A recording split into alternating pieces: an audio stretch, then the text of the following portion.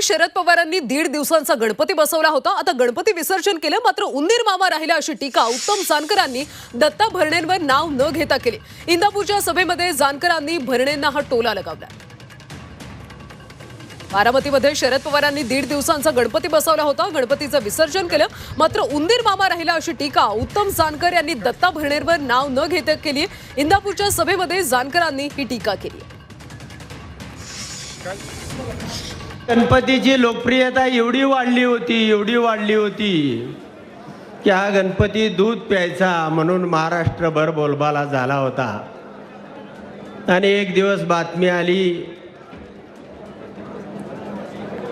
की हा गणपती दारू प्याला, भ्रष्ट झाला, आणि म्हणून साहेबांनी 1.5 दिवसामध्ये या गणपतीचं विसर्जन केलं।